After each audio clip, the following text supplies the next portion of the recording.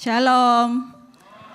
Hai semua, salam bagi anda yang di Hall 4 dan juga yang mengikuti secara online di dalam talian. Saya ingin mengucapkan selamat datang sekali lagi ke ibadah raya Gereja DMC Bahasa. Siapa yang bersuka cita di rumah Tuhan pada hari ini? Wow. Ya, dan minggu ini merupakan minggu yang sangat istimewa sekali ya. Kerana menurut Alkitab, minggu ini adalah minggu di mana perayaan Pentakosta terjadi. Siapa mau mengambil bahagian dalam Pentakosta ini? Kita mau kan? Ya, dan kita percaya sepanjang minggu ini dan juga pada hari ini sangat istimewa, kita sama-sama akan menerima pencurahan kuasa Roh Kudus. Kita sama-sama mengalami Pentakosta di dalam hidup kita. Amin. Nah, jadi bersesuaian hari ini tema kita adalah bertapak dalam gereja lokal, ya.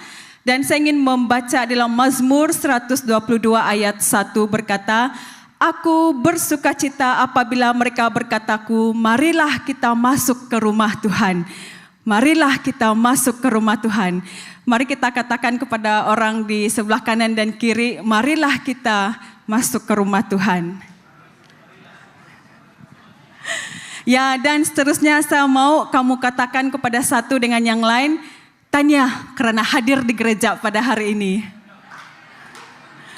Dan bagi anda yang di online, anda boleh type di ruangan chat, tanya kerana tune in online pada hari ini. Ya, kita sangat gembira berada di rumah Tuhan. Mari kita berdoa. Haleluya. Bapa Syurgawi, Bapa yang sangat baik, kami mengucap syukur Tuhan kerana kami ada di rumah-Mu pada hari ini ya Tuhan, kerana kebaikan-Mu, kerana kemurahan-Mu ya Tuhan. Sekali lagi Bapa, pada saat ini kami ingin berdiam, duduk tenang di kaki-Mu, agar kami boleh belajar daripada kebenaran firman-Mu, kerana firman-Mu itu adalah seperti pedang bermata dua, yang sangat kuat, yang akan menusuk ke dalam hidup kami, dan memberikan kami hidup ya Tuhan. Terima kasih ya Tuhan, kami persilakan Engkau, Roh Kudus-Mu Tuhan bekerja di tengah-tengah kami, dan memberikan penyataan-Mu di dalam setiap hati kami ya Tuhan. Terima kasih Bapa, dalam nama Yesus kami berdoa. Amin. Oke, jadi terima kasih sekali lagi. Kita sama-sama belajar pada hari ini ya, sebab saya pun masih belajar juga.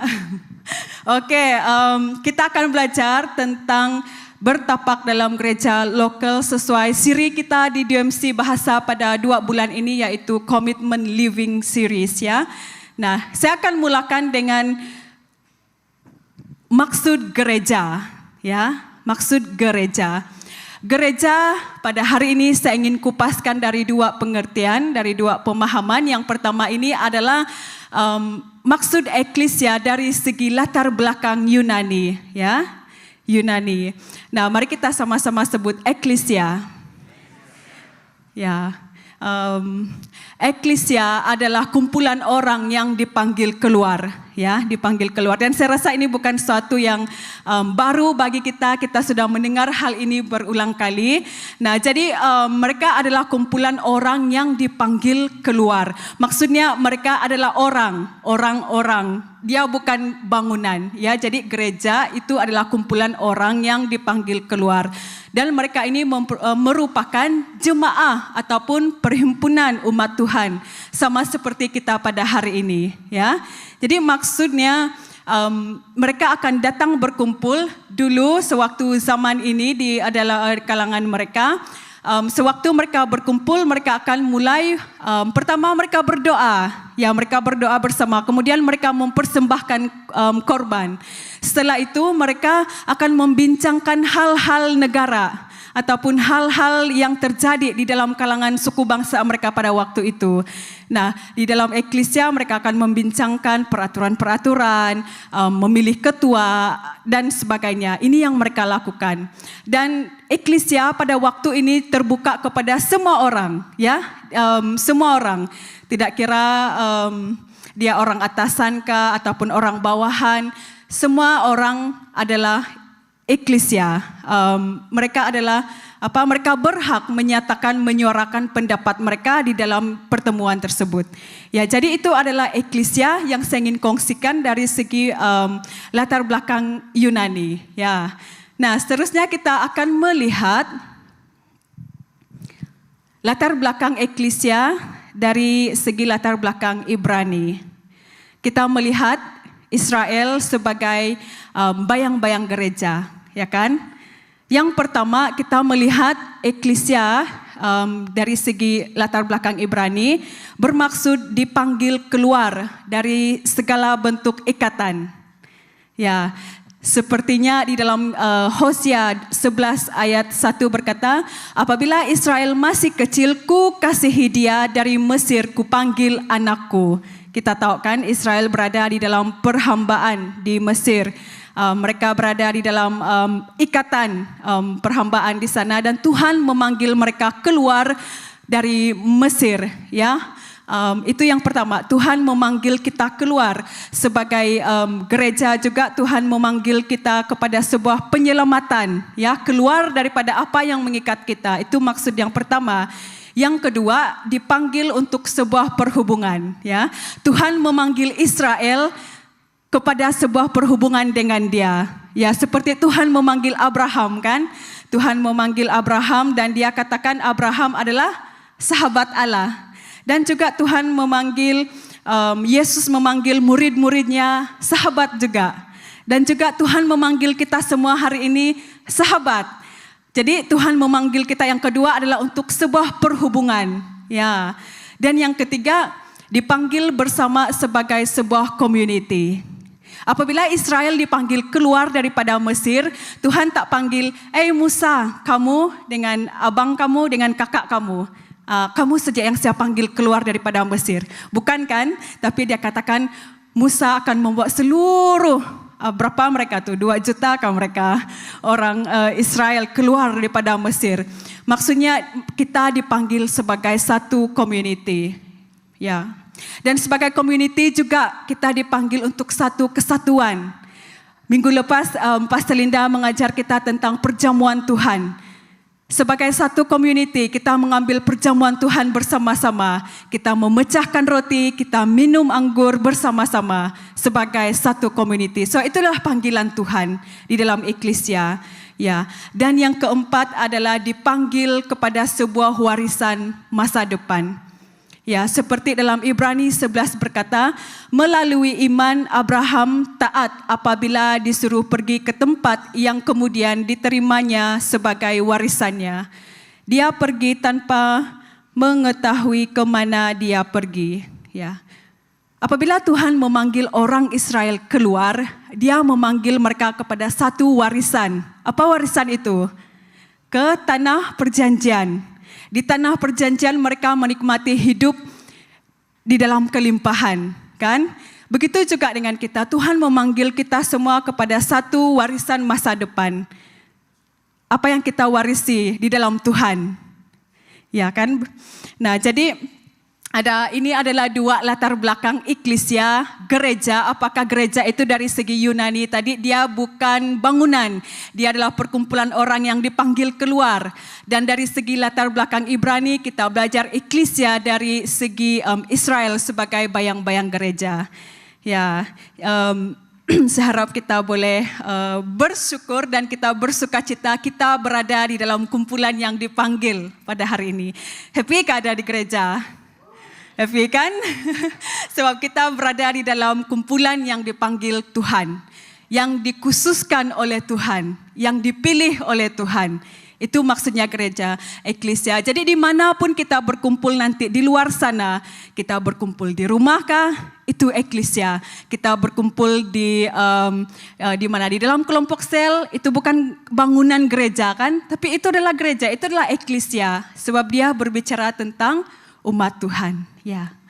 Dan kita akan melihat pada hari ini tentang big idea yang akan saya kongsikan pada hari ini adalah komitmen kepada gereja lokal. Ya, komitmen kepada gereja lokal. Nah, mungkin kita pernah mendengar orang berkata, kan? Mengapa perlu pergi ke gereja? Ya. Mengapa perlu menghadiri sebuah gereja secara rasmi? Mengapa sebagai seorang Kristen, saya boleh sejakkan menghadiri mana-mana gereja yang saya mau? Kan? Ataupun saya hanya datang ke gereja waktu Easter saja. Waktu Easter saya datang. Waktu Christmas nanti saya datang. Saya tetap orang Kristen kan? Tetapi pada hari ini saya ingin membincangkan kenapa kita perlu tertanam di dalam gereja lokal. Ada juga orang yang berkata, pada waktu ini ada ibadah online kan? Kamu ada pergi gereja kah? Ada, saya ikut ibadah online. Oh, yang mana? Yang di Indonesia. Saya gereja online Indonesia. Contohlah. Kan, hari ini ada banyak platform-platform yang membolehkan kita mengatakan, tidak perlulah saya hadir ke gereja. Ya, minggu ini saya pergi sini. 2 minggu lagi saya pergi sana lah. 3 minggu kemudian saya pergi ke sana. Sama juga, saya tetap Kristen. Nah, kenapa ada orang yang berbicara begini? Dan saya harap pada hari ini saya boleh berkongsi kenapa kita sebagai orang Kristen kita harus tertanam, kita harus bertapak dan kita harus komit kepada satu gereja lokal. Oke? Boleh? Oke.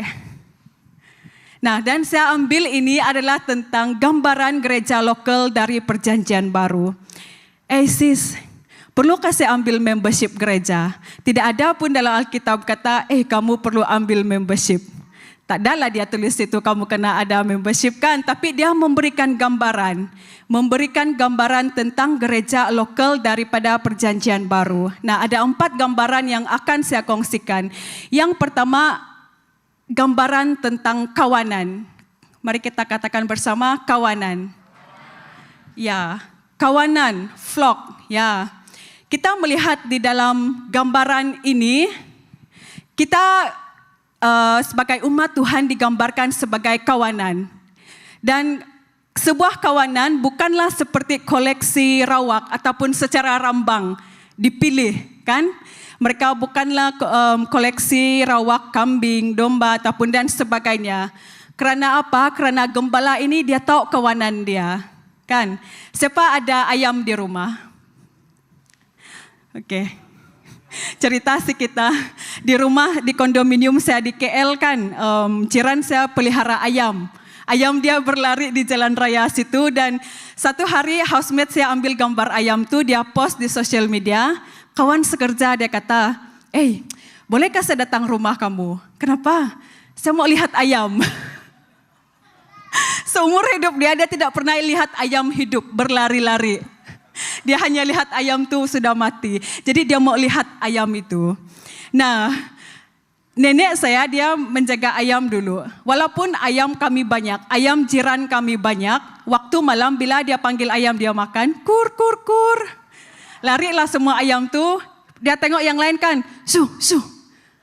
Bukan ayam kita tu. Saya kata, hitam jak semua ni. Ayam jadi semua. Dia kata bukan, itu ayam, dia tahu lagi, itu ayam uncle kamu yang 3 rumah di sebelah. Begitu luar biasa dia mengenal mana ayam dia, mana yang bukan ayam dia kan. Ya, begitu juga gembala. Gembala dia mengenal kawanan dia. Dia mengenal siapa yang kepunyaannya, siapa yang bukan. Dan sebagai kawanan domba, dia akan lihat, dia ni domba saya yang ni dia sakit. Ini kelemahan dia, saya akan beri perhatian kepada dia. Ini perlukan rawatan dan sebagainya. Jadi mereka ini terjaga. Mereka ini adalah satu kawanan yang saling mengenali dan dikenal oleh gembala itu, kan? Nah, dan seterusnya sebagai satu kawanan juga mereka bergantung kepada satu gembala. Ya, untuk makanan, perlindungan, arahan dan sebagainya.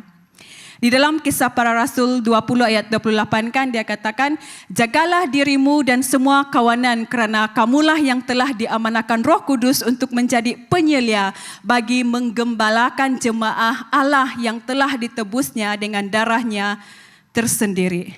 Nah, gambaran gereja lokal dia katakan ada kawanan. Di dalam kawanan itu mereka saling mengenali dan gembala itu tahu mana satu miliknya dan mana satu bukan miliknya. Maksudnya dia itu bukan kawanan di situ. Nah, kita lihat gambaran yang kedua adalah tentang dikatakan kita sebagai bait suci Tuhan. Bait suci seperti dalam gambar ini kita terdiri daripada batu bata dan membina bangunan itu, dan kita tergolong di dalam community itu, kan? Saya akan bacakan Efesus 2:19 ayat hingga 22. Oleh itu sekarang kamu bukan lagi orang asing dan pendatang, tetapi sesama warga negeri dengan orang yang saleh dan ahli-ahli keluarga Allah yang telah dibinanya atas asas para rasul dan para nabi, dengan Kristus Yesus sendiri sebagai batu penjuru utama. Dalam Kristus seluruh bangunan itu disatukan lalu menjadi bait suci dalam Tuhan. Maka dalamnya kamu pun dibina bersama menjadi tempat kediaman Allah dalam roh. Tuhan mengatakan setiap kita ini adalah bait suci. Dan kita ini adalah membina bait suci Tuhan yang kuat. Jadi di dalam kita membina, kalau kita lihat setiap bata itu kan, bagaimanapun dia dibina, dia tetap akan membina sesuatu yang teguh, yang kuat. Dia tidak longgar. Maksudnya setiap kita ini mempunyai bahagian di dalam membina satu bait suci. Jadi kita semua ini penting, ya. Nah, tidak ada satu orang pun yang tidak berguna di dalam bait suci itu. Kalau satu orang tidak ada, bocorlah dia kan, berlubanglah dia. Ada ruang kosong di situ. Ada satu orang yang patutnya berada di sini, dia hilang. Jadi itu membuatkan bait suci itu menjadi tidak lengkap. Nah, itu gambaran kedua. Gambaran ketiga yang diberikan tentang eklesia ataupun gereja adalah tubuh. Ini kita semua biasa dengarkan, kita adalah tubuh, satu tubuh. Dan analogi untuk tubuh manusia ini seperti dalam Roma 12 ayat 5 berkata, begitu jugalah kita yang ramai ini semuanya anggota satu tubuh dalam Kristus dan saling memiliki. Ya, tubuh, bahagian tubuh kita bergantung kan? Adakah di antara kita yang, okelah saya letak jari saya dalam poket dulu. Saya tak perlukan dia sekarang. Nanti kalau saya perlu baru saya keluarkan jari saya. Teng-teng. Tidak kan? Mana jari saya tadi tercicir. Tidak. Tuhan memberikan analogi gereja sebagai anggota tubuh yang bersambung. Bersambung, dan ini boleh dilihatkan kalau kita lihat orang sebelah kiri dan kanan kamu, adakah yang tertinggal telinga dia di rumah hari ini? Ada yang tertinggal bahagian tubuh dia? Tidak kan? Nah, jadi analogi ini mengatakan satu tubuh Kristus, satu gereja sebagai satu analogi tubuh badan yang bersambung, yang tidak bergerak kalau satu itu tidak ada. Dan dia boleh dilihat. Begitu juga dengan keanggotaan. Keanggotaan boleh dilihat kan? Ya, dia bukan sesuatu yang disembunyikan, dia boleh dilihat. Dan dia berfungsi, dia berhikmat, dan dia menyaksikan kepada community. Maksudnya ada yang kaki, ada yang tangan, semua bergerak, dia berfungsi dengan baik. Itu gambaran tentang gereja lokal. Kalau satu orang dalam itu tidak mau berfungsi, bangun-bangun pagi kaki kita kata, tak maulah kaki, saya tak maulah berfungsi hari ini kan. Kaki kamu jalan-jalan sebelah tak mau berfungsi, kamu tak juga sampai di sana. Macam itu juga gambaran gereja lokal. Okay? Nah, dan yang keempat, gambaran yang diberikan tentang gereja lokal adalah keluarga, ya, household. Nah, di dalam 1 Timotius 3:15 berkata, namun demikian, kalau aku tidak dapat datang dengan cepat, aku menuliskannya supaya engkau tahu bagaimana seharusnya berkelakuan dalam keluarga Allah, yaitu jemaah Allah yang hidup, tiang dan asas kebenaran. Di dalam sebuah keluarga, sama ada dua saja kemungkinan dia. Sama ada kamu ialah ahli keluarga ataupun kamu bukan keluarga. Itu saja, kan? Begitu juga di dalam gambaran gereja. Sama ada kamu itu ahli tertanam bertapak di gereja itu ataupun kamu bukan. Ya. Dan sebagai ahli keluarga, kita semua ini terikat dengan sifat dengan siapa Bapa kita yang satu. Siapa Bapa kita? Ya, Tuhan Yesus, Allah Bapa kita di surga. Nah, jadi ini adalah gambaran gereja lokal yang diberikan dalam perjanjian baru. Kita adalah kawanan yang dikenal oleh gembala. Kita adalah bait suci yang bersatu membina bangunan yang utuh. Kita adalah tubuh gereja dan kita adalah keluarga. Kita harus ada di dalam ini. Dan ada yang saya mendengar ini, saya selalu melihat ya kalau ada hal yang terjadi di luar sana, contohnya ada kematian, ada orang sakit dan sebagainya, dan orang menghubung kita, ada satu orang dari kamu sana, mungkin dari Sabah ataupun Sarawak, yang sakit, yang perlu dihantar pulang dan sebagainya. Dan dia tidak ada siapa-siapa di sini, kamu kena, apa yang kamu ingin lakukan? Dan bila kita cek, kita tidak pernah kenal dia. Maksudnya dia tidak ada di dalam mana-mana kawanan mana satu pun. Dia di luar. Jadi bahayanya adalah apabila dia di luar itu tidak ada seorang pun yang boleh membantu, menolong, mengurus dia. Dan saya tahu di sini macam Pastor Eddie dan sebagainya, pemimpin yang di sini, kamu pernah menguruskan orang yang bukan dari kawanan kamu, menguruskan orang yang di luar daripada kawanan, ya. Dan itu dilakukan dan alangkah baiknya kalau mereka ini ada di dalam kawanan. Alangkah baiknya jika ini mereka tertanam, bertapak di dalam sebuah gereja lokal, kan? Nah, jadi itu adalah gambaran gereja. Tuhan mau kita semua ada di dalam gereja. Jadi kita teruskan. Ada 4 sebab penting, banyak sebab kan, tapi saya kongsikan 4 saja. Sebab penting gereja, ya. Yang pertama adalah gereja adalah tempat Allah memberikan kuasa ataupun otoritas Allah kepada umatnya. Amin. Amin. Ya, Tuhan memberikan kuasa, Tuhan memberikan otoriti kepada gerejanya. Maksudnya di tengah-tengah kita hari ini Tuhan memberikan kuasanya, Tuhan memberikan otoritinya di tengah-tengah kita pada hari ini. Ya, karena Tuhan berkata di dalam Matius 16, 18 hingga 19. Oleh itu ketahuilah engkau Petrus, batu yang kukuh, dengan asas batu pejal inilah akan kubina jemaahku. Alam maut pun tidak dapat merobohkannya. Aku akan memberikan kunci kerajaan syurga kepadamu. Apa yang kamu ikat di dunia akan diikat juga di syurga. Apa yang kamu uraikan di dunia akan diuraikan juga di syurga. Wow, ini sangat powerful. Ini sangat berkuasa. Kita membayangkan jika ada orang yang terikat di dalam kehidupannya, terikat dengan terikat dengan sakit penyakit, terikat dengan tabiat-tabiat buruk, terikat dengan hutang dan sebagainya. Tuhan kata dia memberikan kuasa kepada gereja. Apabila mereka datang ke gereja, kita mendoakan mereka, kita mengisytiharkan pujian dan kita mengisytiharkan firman Tuhan kepada mereka, mereka dapat dilepaskan. Amin. Mereka dapat dilepaskan. Dan di sini juga Tuhan berkata, di atas gereja Tuhan memberikan hadiratnya. Hadirat Tuhan ada di sini, sebab dia kata di mana ada 1 atau 2 orang berkumpul, Tuhan hadir di situ. Oke, kita sangat gembira pada hari ini. Kita tahu Tuhan hadir di sini. Saya secara pribadi kan kadang-kadang saya akan merasakan pada minggu itu saya rasa sangat penat dan sebagainya sebab saya bekerja di gereja sepanjang minggu. Hari Ahad di gereja lagi, ialah sepanjang waktulah di gereja. Dan apa yang saya buat, saya tahu kuasa Tuhan ada di situ. Saya hanya hadir.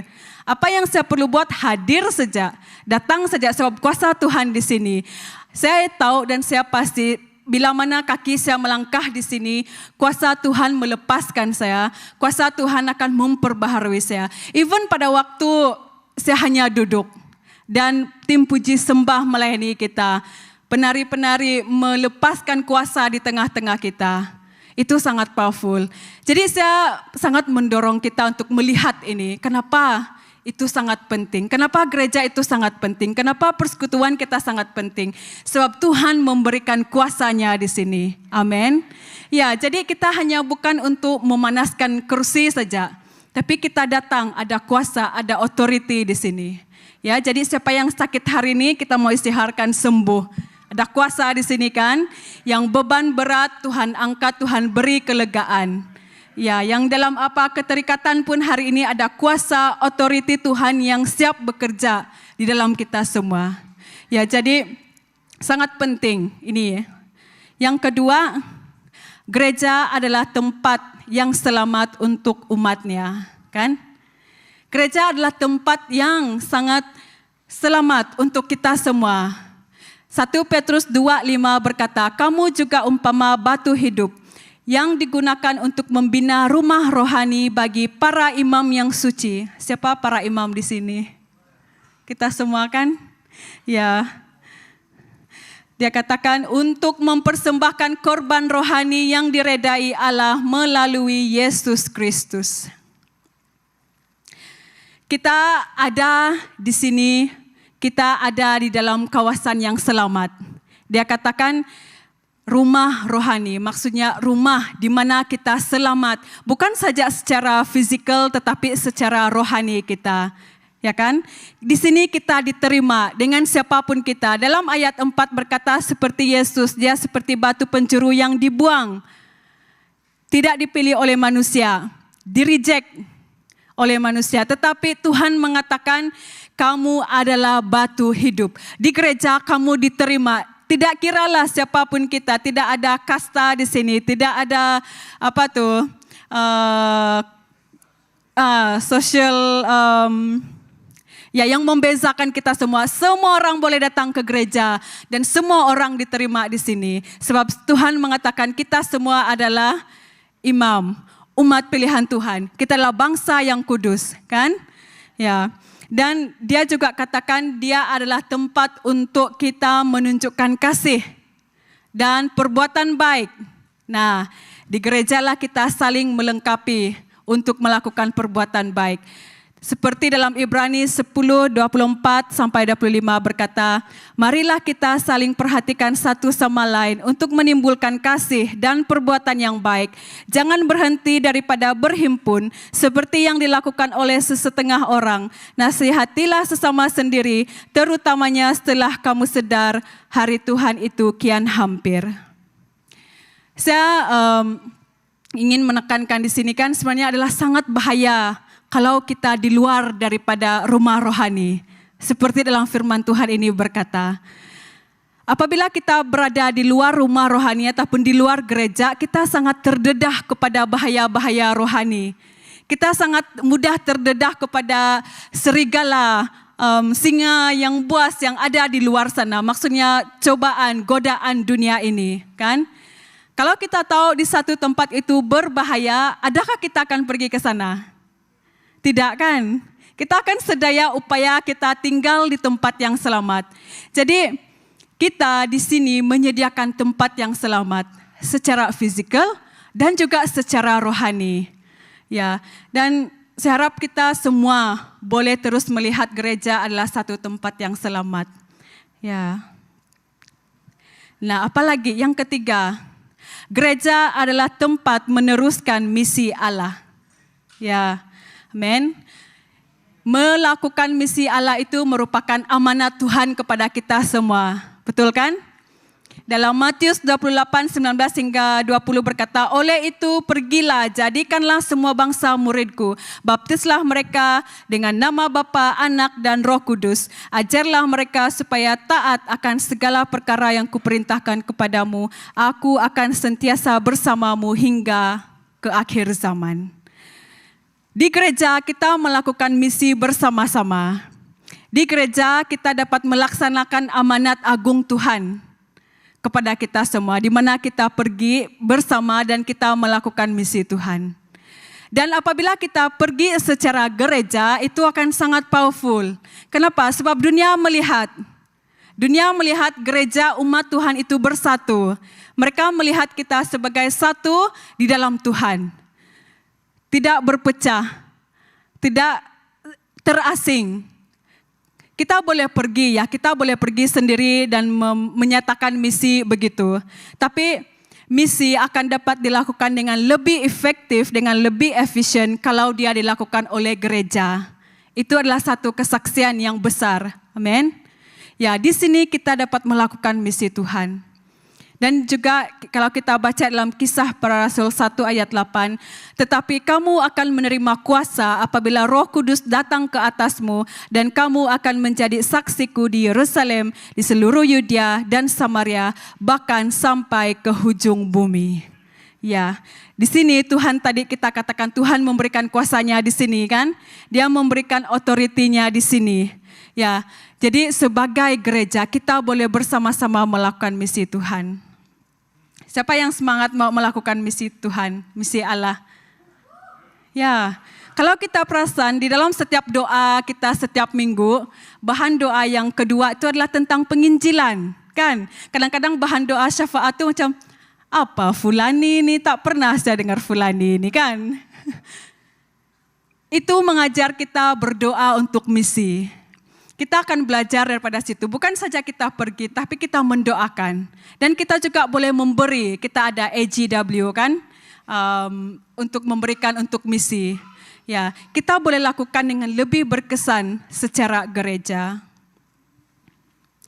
Yang keempat, ialah gereja adalah tempat pemuridan dilakukan. Kenapa? Sebab gereja penuh dengan karunia, ya. Gereja penuh dengan karunia. Setiap orang mempunyai karunia yang berbeza. Jadi setiap orang boleh menemukan karunianya di sini. Setiap orang boleh melihat karunia yang Tuhan telah berikan kepada dia di sini. Bahkan boleh diasah di tempat ini. Kalau kita membaca di dalam Efesus 4:11 hingga 15. Dan dialah yang memberi sesetengah orang menjadi rasul, nabi, penyebar Injil, pembimbing jemaah dan pengajar untuk menyediakan orang saleh bagi kerja melayani untuk meneguhkan tubuh Kristus. Dengan itu kita semua mencapai kesatuan dalam iman dan pengetahuan akan anak Allah agar menjadi dewasa dan memiliki pertumbuhan yang sesuai dengan kadar kesempurnaan Kristus. Nah, inilah matlamat akhir hidup kita kan. Inilah yang kita mau capai supaya kita menjadi dewasa sehingga kita bertumbuh sesuai dengan kadar kesempurnaan Kristus. Nah, di gereja adalah tempat yang sangat bagus untuk kita belajar. Kiranya kita membuat kesilapan di gereja, sebab orang di sini penuh dengan kasih karunia kan, siap mengampuni. Tapi janganlah sengaja lambat datang rehearsal, marah berada taman nanti. Di sini adalah tempat yang sangat bagus untuk kita mengasah bakat kita, mengajar, memuridkan. Apa saja bakat kita dan saya sangat diberkati. Contohnya saya ambil kesaksian saudari Chelsea. Dia tidak tahu ini tapi saya harap dia tidak kisah. Chelsea ialah worship leader kita tadi kan. Dia juga MC pengacara gereja.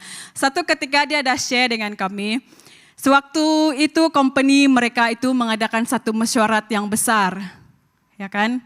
Dan mereka mencari siapa yang boleh mengacarakan mesyuarat ini. Ada bos dia dari luar negara juga datang, dari New Zealand kan. Ingat lagi saya bos dia. Oke, dari New Zealand. Semua orang datang, semua orang yang besar-besar lah. Semua yang general manager dan dia di depan dan dia menjadi pengacara, dia menjadi MC. Dia MC dengan baik.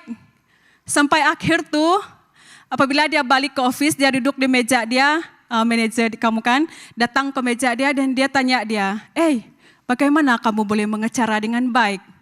Wow, dan dia katakan sebab dia biasa mengacara di gereja. Dia biasa menjadi MC di gereja. Ya, kemuliaan bagi Tuhan. Jadi gereja sebenarnya tempat yang perfect, yang paling sempurna untuk melatih. Dia bukan bekerja di gereja kan, di ladang Tuhan, tapi dia di workplace. Tapi dia dilatih di gereja. Nah, di sini sangat penting kita semua dimuridkan di gereja. Saya mendorong kita, berikan kita, hidup kita dimuridkan. Jangan tidak mau dimuridkan. Jangan kita tidak mau diajar. Kita siap untuk diajar, dimuridkan. Seperti firman Tuhan kata tadi, di sini ada para rasul, ada nabi, ada penyebar Injil, pembimbing, dan pengajar. Kalau pastor jemput kamu untuk khotbah, jangan katakan tidak ya, walaupun saya hampir tukar jadwal. Di sini adalah tempat untuk kita melatih. Berikan hidupmu untuk dimuridkan. Ya, sebab Yesus sendiri memberikan hidupnya. Dia taat bahkan sampai akhir, sampai di atas kayu salib. Jadi kita pun begitu, kita harus taat. Kalau ada mentor kita, kalau ada pemimpin kita mau memuridkan kita, berikan hidup kita supaya kita boleh apa? Kita menjadi dewasa, kita menjadi sempurna di dalam Kristus. Ya, nah jadi cepat kan khotbah saya mau habis sudah kita. Oke. Kesimpulan. Oke, jadi disimpulkan ada 4 sebab mengapa gereja sangat penting. Yang pertama kita tahu tadi tempat Allah memberikan kuasa. Jadi siapa yang kurang kuasa, apa dia buat? Ya, datang ke gereja. Kamu yang di online, kalau tidak ada halangan, kamu mau kuasa, kamu datang di sini. Di sini kamu akan di-charge supaya baterai kamu tuh penuh. Overflow lagi, macam real life punya ibadah kan overflow. Ya, di sini Tuhan memberikan kuasa dan authority. Ya, tengok kamu orang sebelah kanan dan kiri kamu penuh kuasa tuh.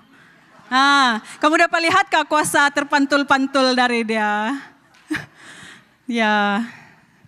Yang kedua, tempat yang selamat untuk umatnya. Di sini kita akan selamat baik dari segi fisikal dan juga rohani kita. Ya, karena kita saling memperhatikan satu dengan yang lain.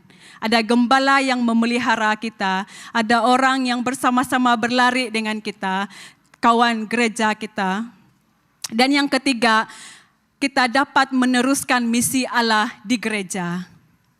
Sebab itu adalah amanat agung kan, itu perintah Tuhan untuk kita. Kita dapat lakukan di sini. Dan yang keempat adalah tempat pemuridan dilakukan. It is the best place untuk kita diajar. It is the perfect place untuk kita bertumbuh. Tidak ada lagi di luar sana. Di gereja saja. Nah, jadi itu sebab mengapa gereja penting. Jadi kita akan masuk ke dalam aplikasi. Oke. Siapa yang lapar sudah, mau habis sudah. Oke, yang pertama, apakah aplikasi kita setelah kita mendengar bahwa gereja bertapak di gereja lokal itu sangat penting, kan? Dan kita melihat kepentingannya. Aplikasi yang pertama adalah saya akan berjuang untuk hadir ke gereja. Amin. Boleh kita baca bersama? Saya akan berjuang 1, 2, 3. Saya akan berjuang untuk hadir ke gereja. Ya, oke. It is not okay to skip church. Okay? Katakan dengan kawan kamu kiri dan kanan. It's not okay to skip church. Ya. Okay? Lebih sibuk, dia katakan di sini lebih sibuk, lebih perjuangan. Okay? Siapa yang paling sibuk di sini? Maksudnya kalau Tuhan memberikan lebih banyak tanggung jawab dalam hidup kita, lebih besar yang Tuhan berikan dalam hidup kita, lebih kita berjuang untuk datang ke gereja. Okay? Lebih penat kita bekerja malam tu, lebih kita berjuang. Tips dia letak alam. Kalau letak alam, bagi kebenaran dengan housemate kamu untuk ketuk kamu. Bagi kebenaran untuk kawan kamu untuk kejutkan kamu awal pagi. Okay? Nah, tidak menghadiri gereja adalah tindakan yang mementingkan diri sendiri. Setujukah? Ya. Tindakan kita untuk skip gereja, tindakan kita untuk tidak datang ke gereja di sini adalah satu tindakan yang mementingkan diri sendiri. Karena Amsal 18 ayat 1 berkata, orang yang mengasingkan diri mencari keinginannya sendiri. Betapa kukuh pun pertimbangan dipertikaikannya. Kadang-kadang ada orang tidak datang ke gereja sebab tidak sukalah worship tuh. Pas tuh suara dia begini, bunyi dia begini, MC dia pun begini, lepas yang khotbah pun 15 menit selesai sudah. Tidak maulah saya datang, contohlah ini tidak ada di sini, tidak ada di sini. Memang tidak ada di mana-mana lah semua orang datang ke gereja kan. Maksudnya di sini dia hanya datang kalau dia melihat sesuatu yang dia suka. Dia hanya datang kalau semua yang berlaku di situ semuanya happy menurut apa yang dia mau. Itu adalah satu tindakan yang mementingkan diri sendiri. Ya. Karena kalau kita datang bersama, even kehadiran kita ini boleh mendorong satu dengan yang lain. Pada hari kita rasa we don't feel like coming to church, kita datang saja. Kita duduk di belakang pun tidak apa. Kehadiran kamu itu adalah memberi kuasa. Kita bergabung kan di sini kuasa. Kita bergabung kuasa. Kita bergabung iman di tempat ini. Jangan kita mementingkan diri sendiri. Jangan kita pikirkan untuk diri kita sendiri saja. Sebab Filipi 2, 3 hingga 4 berkata, janganlah lakukan apapun karena kepentingan diri sendiri atau keangkuhan. Dalam kerendahan hati, biarlah setiap orang menganggap yang lain lebih tinggi daripada dirinya. Tiap-tiap seorang daripada kamu, janganlah menjaga kepentingan diri sahaja, jagalah juga kepentingan orang lain. So saya sangat bersyukur dengan kehadiran kamu semua di sini. Boleh kita katakan satu dengan lain, terima kasih karena datang hari ini. Terima kasih yang di online karena tune in hari ini. Ya. Jadi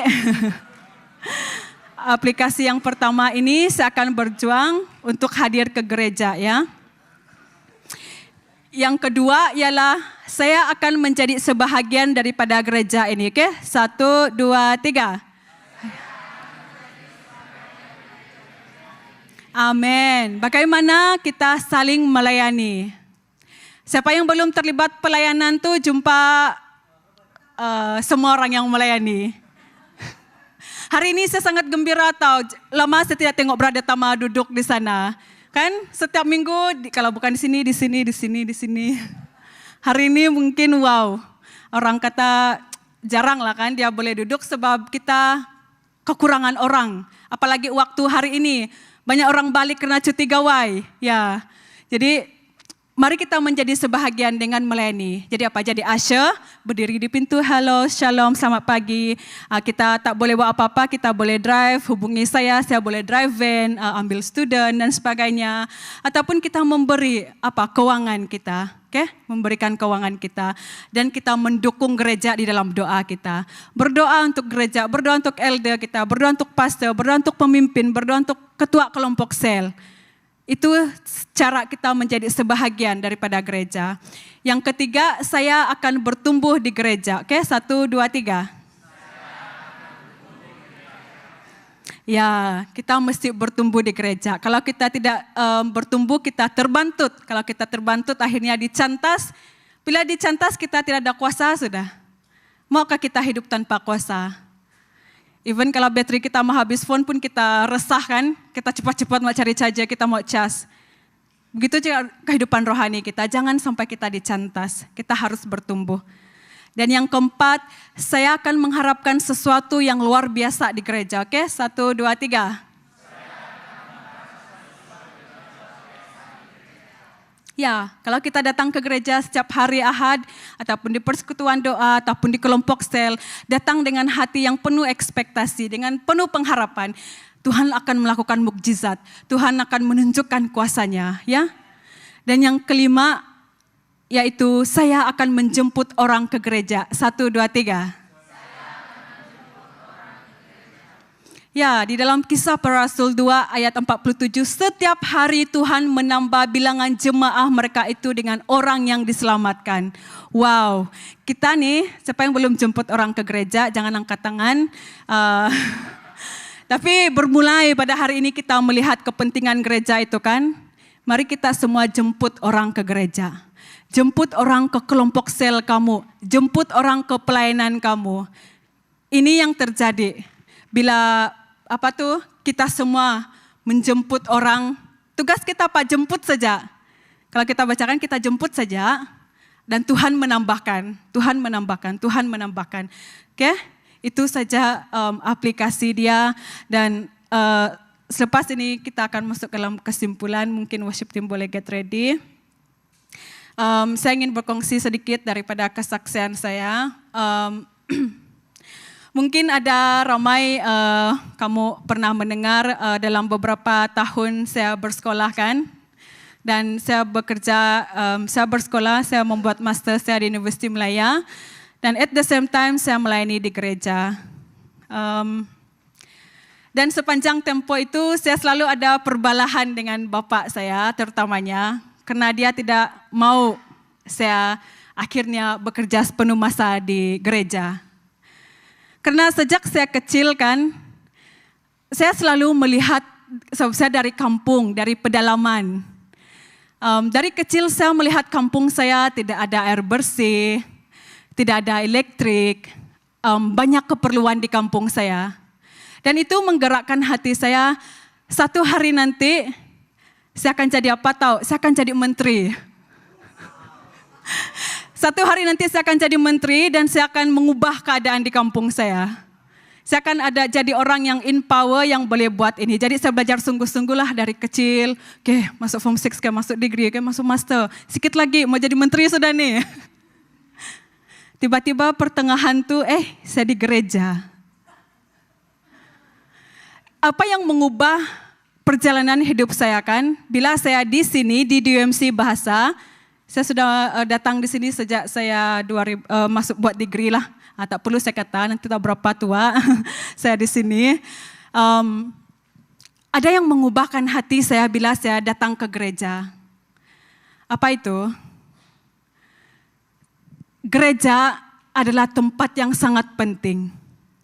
Itu mengubah saya. Masa saya kecil saya pikir I will be someone yang sangat kuat, sangat influential, saya akan ada pengaruh, saya akan mengubah kampung saya. Tapi bila saya di gereja, saya melihat itu bukan yang saya boleh buat. Saya boleh berada di gereja dan saya akan boleh menjadi berkat bagi ramai orang. Bila saya melihat kepentingan gereja itu kan bertukar, saya punya pemikiran 360 derajat. Saya katakan, Mami, tidak jadi sudah saya jadi menteri. Wih, kenapa? Sebab diorang selalu tengok saya dari kecil, saya sangat ambitious kan. I always macam buat apa yang saya mau capai. Saya kata tidak. Sebab satu hal yang saya temui, satu yang boleh mengubah masyarakat tahu. Apa itu? Tuhan. Tuhan Yesus saja yang boleh mengubah masyarakat. Bagaimana? Melalui gereja. Melalui gereja. Bila saya sadar akan hal itu, saya bertukar, saya kata, saya akan memberikan hidup saya untuk gereja Tuhan. Seluruh yang saya lakukan, segala apa yang saya ada, kepandaian saya, hikmat, skill saya, tidak berapa banyak, tapi apa yang saya ada, saya akan berikan seluruh untuk gereja. Sebab saya percaya Tuhan Yesus dia mati untuk gerejanya, bukan? Ya, dia mati untuk gerejanya dan dia bangkit untuk gerejanya. Bagaimana dengan kita pada hari ini? Kita mungkin, bukan kita semua dipanggil untuk pelayanan sepenuh masa. Tetapi di mana Tuhan memanggil kamu pada hari ini, di situ kamu boleh membawa kehadiran Tuhan, gereja Tuhan di situ. Dan di gereja Tuhan ini sama-sama kita, ya, melihat kepentingannya. So saya harap bermulai juga hari ini bila kita datang ke gereja, kita akan ada satu perspektif yang luar biasa tentang gereja, ya. Bila ada masanya saya di dalam pelayanan, saya juga rasa begitu untuk semua ketua kelompok sel, ketua pelayanan, HOM. Saya dapat memahami kalau ada masanya kita mau give up. Tidak mau saya jadi kelompok sel sudah. 10 kali saya panggil, tidak ada satu orang pun yang datang. Kan? Adakah yang rasa begitu? Saya harap tidak ada, mungkin adalah. Tapi pada hari ini saya mau meyakinkan kamu sekali lagi, apa yang kamu lakukan itu sangat berharga di mata Tuhan. Apa yang kita lakukan itu sangat berharga di mata Tuhan. Asya di belakang sana setiap minggu mereka yang sama saja smile sejak baju mereka kan, tak tahulah mereka smile kan tidak dalam hati kan, sebab lakukan setiap minggu. Tapi Tuhan menghargai. Karena gereja itu sangat berharga bagi Tuhan. Maukah kita membuat komitmen pada hari ini terhadap gereja ini? Saya dulu membesar di gereja SIB sebesar dari kecil.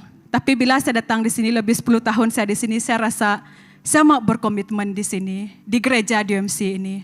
Sebab di sini saya bertumbuh. Di sini saya dimuridkan. Di sini saya dilayani. Memang kalau saya balik kampung saya di SIB, tapi kalau di sini, ini kawanan saya. Saya berada di dalam kumpulan ini. Ada gembala saya di sini, ada pemimpin saya di sini.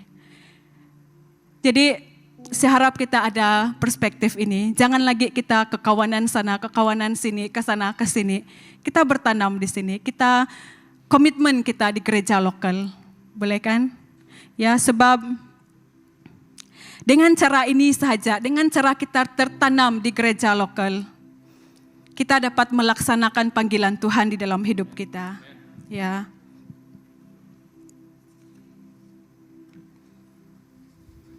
Jadi pada hari ini kita menghayati bagaimanakah sikap kita terhadap gereja Tuhan selama ini. Bagaimanakah sikap kita terhadap gereja lokal di mana kita berada. Adakah kita hanya datang dan saya hanya mau datang, itu saja. Yang penting saya datang gereja, Kristen sudah saya.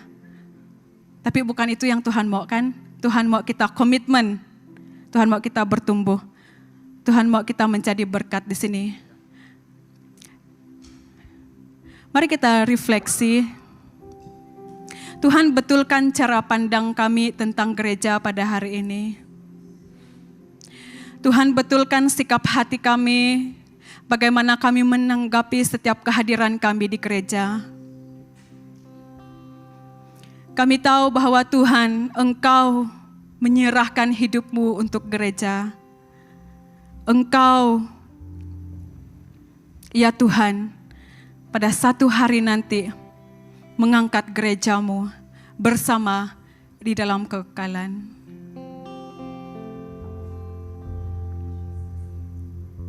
Haleluya Tuhan.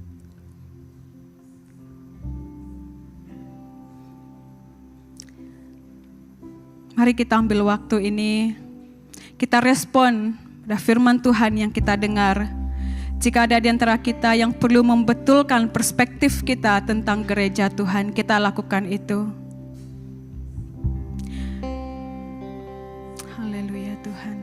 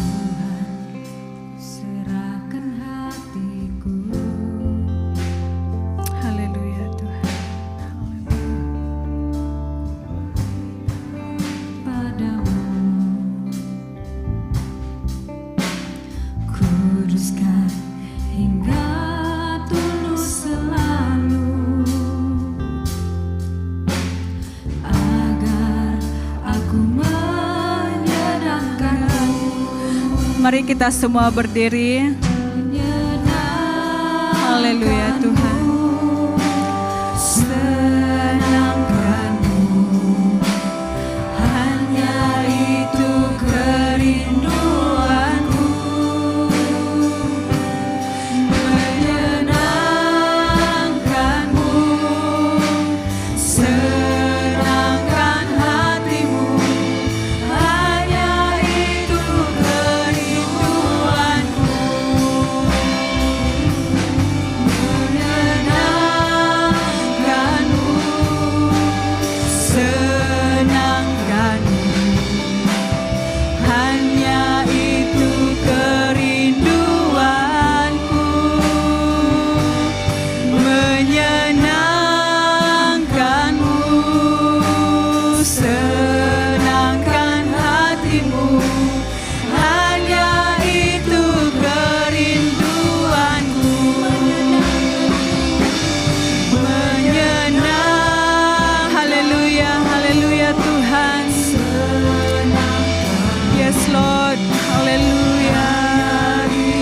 kerinduanku. Oh, menyenangkanmu, senangkan hatimu, hanya itu kerinduanku. Menyenangkanmu, senangkanmu, hanya itu kerinduanku. Menyenangkanmu, senangkan hatimu, hanya itu kerinduanku. Haleluya. Ya. Haleluya. Sebentar tadi kita juga mempelajari bahwa Tuhan memberikan kuasa dan otoriti kepada gerejanya. Dan pada hari ini siapa yang memerlukan kuasa datang daripada Tuhan? Kita akan mendoakan bersama. Kalau kamu rasa selama ini hidup kamu seperti orang yang terkalahkan, tidak ada kuasa dalam hidup kamu, dan kamu rasakan hari ini kamu tahu Tuhan menyerahkan kuasanya kepada gereja dan kamu mau menerima kuasa itu agar hidup kamu pada hari ini tidak akan lagi lemah dan sebagainya. Saya ingin menjemput kamu untuk datang ke depan agar kita boleh berdoa bersama-sama. Itu yang pertama, siapa yang mau hidupnya di-empower, hidupnya diperkasakan oleh kuasa Tuhan, saya menjemput kamu untuk datang ke depan. Kita percaya Tuhan memberikan kuasa otoriti di tempat ini. Jika kamu mengalami hidup yang penuh kuasa, itu yang pertama saya menjemput kamu datang ke depan dan pemimpin siap untuk berdoa bersama dengan kamu. Dan yang kedua ialah jika kamu mengalami sakit penyakit, kamu sakit, kamu ada kelemahan tubuh ataupun kamu ada tekanan, depression, ada hal emosi yang kamu mau pada hari ini dilepaskan dan itu hanya boleh dilepaskan oleh kuasa Tuhan, saya juga menjemput kamu datang ke depan. Sebab Tuhan boleh melepaskan kamu. Sebab kuasa Tuhan bekerja dengan luar biasa di tengah-tengah kita pada hari ini. Ya. Dan kita akan menaikkan lagu ini sekali lagi. Dan saya menjemput kalau kamu rindu di-recharge, di-empower oleh kuasa Tuhan yang ada di sini, yang sedang berada di sini. Kamu boleh datang ke depan. Kalau kamu mau disembuhkan, ada hal-hal yang mengikat kamu, kamu juga boleh datang ke depan.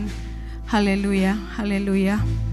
Kuliah rasik, kuliah rasika, da kuliah rasik, kuliah rasika, da Kuliah rasik, kuliah rasika, da kuliah rasik, kuliah rasika, da Oh, haleluya, kuliah rasik, kuliah rasika, da Oh, haleluya, kuliah rasik, kuliah rasika, da Haleluya Tuhan. Kuliah rasik, kuliah rasik, kuliah rasika, da Oh, haleluya, haleluya. Ya Tuhan, kami mau menyenangkan-Mu. Kami mau diurapi dengan kuasa-Mu ya Tuhan. Agar kami boleh melakukan segala perintah-Mu ya Tuhan. Kami mau di-empower oleh kuasa Roh Kudus-Mu ya Tuhan. Agar kami boleh pergi dan melaksanakan amanat agung-Mu Tuhan di tengah-tengah di mana Tuhan memanggil setiap kami ya Tuhan. Kami mau berdoa, kami mau disembuhkan, kami mau dilepaskan. Kami mau diberikan kuasa yang datang daripada Engkau ya Tuhan. Kami mau berdoa ya Tuhan, Engkau mencurahkan kuasa-Mu. Kami mau percaya Tuhan, Engkau bakal melakukan sesuatu yang luar biasa di tengah-tengah umat-Mu pada hari ini ya Tuhan. Oh haleluya, kilia harase kelara dada dada kulia harase kelara seka dada dada dada. Oh liara dada dada baba baba baba sekela harase kela harase kulia harase kada dada dada dada. Oh haleluya, kilia harase kelara dada dada dada kilia harase kada dada dada dada. Oh haleluya, kilia harase kelara dada. Yes Lord, Engkau yang mencurahkan kuasa-Mu ya Tuhan di tengah-tengah kami pada hari ini ya Tuhan. Oh liara sikila rase kelara dada dada dada dada sikila haraso kula harase kede dede dede. Oh haleluya Tuhan. Oh haleluya Tuhan. Oh haleluya sikila harase kelara dada dada dada dada sikila raso kula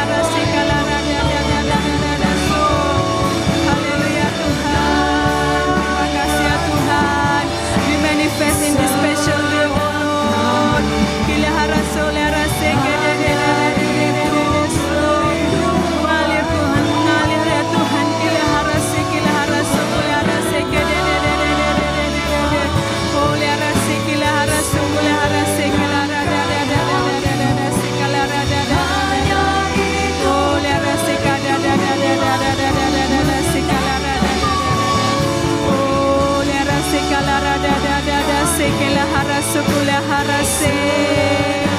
Ole harase kalara da da da da da da. Haleluya Tuhan. Yes Lord. Kila harase kalara se kada da da da da. Harase kalara da da. Ole ra da da da da da da. Se kalara da da da da. Kila harase kada da da da da da da da.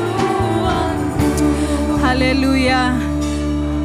Seterusnya saya juga ingin memanggil, kita tidak boleh mengalami kuasa Tuhan sekiranya kita belum menerima dan mengakui Tuhan Yesus sebagai Tuhan dan Juru Selamat di dalam kehidupan kita. Dan panggilan ini adalah untuk sesiapa yang belum pernah, yang belum menerima Yesus sebagai Tuhan dan Juru Selamat. Saya juga mengajak kamu, jika kamu rindu untuk mendeklarasikan, jika kamu rindu untuk menjadikan Tuhan sebagai Tuhan dan Juru Selamat dalam hidupmu, saya juga menjemput kamu untuk datang ke depan. Saya juga menjemput kamu datang dan mengisytiharkan bahwa pada hari ini kamu menerima Tuhan sebagai Tuhan dan Juru Selamat di dalam hidupmu. Ada di antara kita yang belum membuat doa mengakui Tuhan sebagai Tuhan dan Raja di dalam kehidupanmu. Jika ada yang belum menerima Yesus, baik ada yang di online pada hari ini. Haleluya, haleluya. Shikilahara shakalahara sikidedededededede. Oh, liara sikilahara shikilahara shakalahara dadadadadadada kulahara shikilahara shakadada. Tuhan gerakkan dalam hati anak-anak-Mu ya Tuhan. Kilahara sekilara suklara shikadada. Oh, liara sekilara shikadada dadada kilahara suklara shikilahara sikidededededede. Oh, liara dadada baba baba sikilahara sekilara se. Haleluya, haleluya Tuhan. Kulahara shikilahara dadada. Thank you Jesus.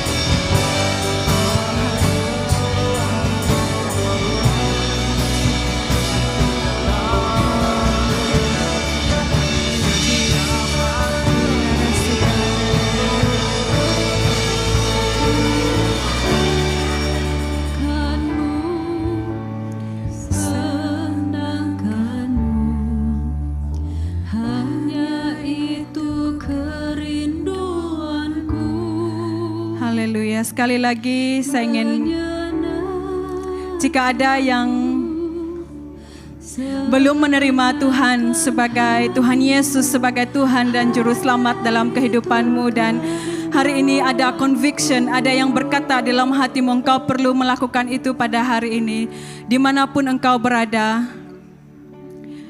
sekiranya Anda rindu untuk mengatakan doa ini sekali lagi, saya menjemput Anda untuk mengangkat tangan dimanapun Anda sedang berdiri pada waktu ini. Haleluya, haleluya Tuhan. Dan kamu boleh mengikut doa ini dalam hatimu. Tuhan Yesus, terima kasih Tuhan, karena Engkau yang telah menjadi Tuhan dan Juru Selamat di dalam hidupku. Pada hari ini Tuhan, saya mengakui bahwa saya adalah orang yang berdosa. Saya mengakui bahwa saya memerlukan Engkau. Saya memohon Tuhan, ampuni saya. Tuhan, maafkan saya atas dosa dan pelanggaran yang telah saya lakukan, yang menyakiti hati-Mu. Pada hari ini Tuhan, saya mau menjemput Engkau masuk ke dalam hatiku, masuk ke dalam hidupku, menjadi Tuhan dan Juru Selamat yang kekal bagi hidupku. Saya serahkan hidupku hari ini sampai selama-lamanya. Dan pada hari ini juga Tuhan,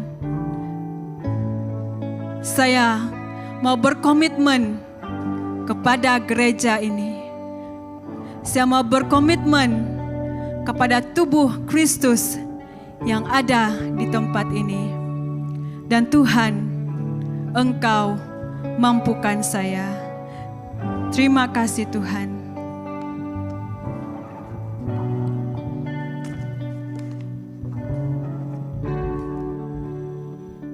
Mari kita di dalam sikap berdoa kita datang kepada Tuhan dengan ucapan syukur karena Tuhan telah memberikan nyawanya untuk gereja.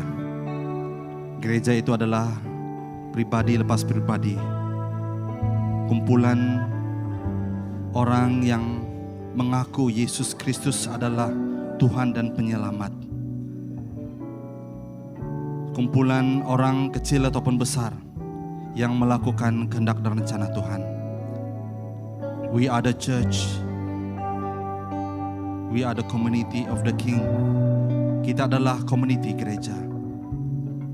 Terima kasih Tuhan untuk firman-Mu yang telah kami dengar pada hari ini. Yang begitu powerful, yang begitu penting memperingatkan kami Tuhan tentang siapa diri kami sebagai gereja-Mu. Kami bukanlah gedungnya, kami bukan bangunannya, tapi kamilah pribadi lepas pribadi yang telah Engkau tebus dengan darah-Mu, di mana Engkau telah menyalurkan kuasa-Mu dan otoriti-Mu Tuhan ke atas kami. Dan kami bukanlah orang-orang yang biasa, tapi kami adalah umat Tuhan yang luar biasa, yang dipanggil secara khusus untuk menyatakan kuasa, kesaksian tentang Engkau. Jemaat Tuhan yang dikasih, kita semua sudah mendengar firman Tuhan hari ini. Marilah kita menjadi eklesia, marilah kita menjadi kumpulan orang ataupun pribadi lepas pribadi yang dipanggil keluar untuk menjadi saksi bagi kemuliaan Tuhan. Mari kita katakan ya dan amin kepada firman Tuhan yang kita dengar. Mari kita komited untuk melakukannya dan mengaplikasikannya dalam kehidupan kita masing-masing. Mari kita semua angkat tangan kita ke hadapan Tuhan dan terimalah doa berkat. Dia berkuasa memeliharamu supaya kamu tidak tersandung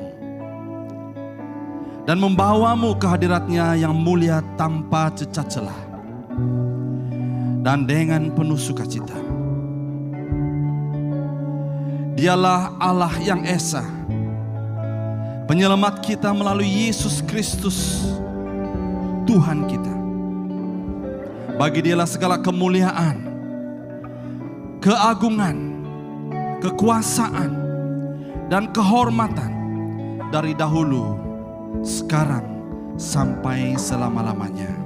Di dalam dan di atas nama Tuhan Yesus Kristus, kami berdoa dan mengucap syukur.